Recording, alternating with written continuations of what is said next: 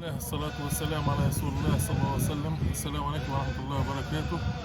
زيارة صباحية إلى مقام الولي الصالح سيدي الظاهر رضي الله عنه وأرضاه.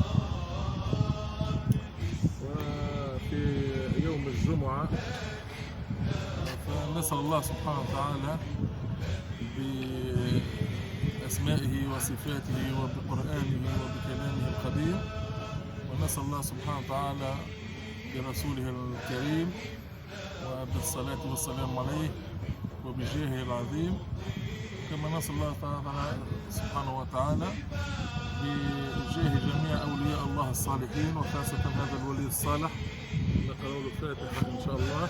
بسم الله الرحمن الرحيم. الحمد لله رب العالمين الرحمن الرحيم مالك يوم الدين، إياك نعبد وإياك نستعين، اهدنا الصراط المستقيم صراط الذين أنعمت عليهم غير المغضوب عليهم ولا الضالين، آمين. اللهم صل على سيدنا محمد الفاتح لما أغلق والخاتم لما سبق ناصر الحق بالحق والهادي إلى صراطك المستقيم وعلى آله حق قدر المقدار العظيم.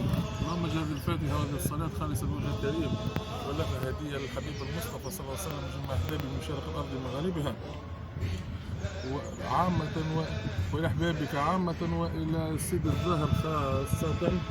اللهم ارزقنا أسراره وأنواره ومددها. اللهم نسألك به يا رب العالمين، نسألك بهذا الولي الصالح أن ترحم تونس وجميع المسلمين، وأن ترفع عنا هذا الوباء، ترفع عنا هذا الكرب، ترفع عنا هذه المحنة، تحفظ بلادنا يا أرحم الراحمين، إنك على كل شيء قدير. وصلى الله وسلم على سيدنا محمد وعلى آله.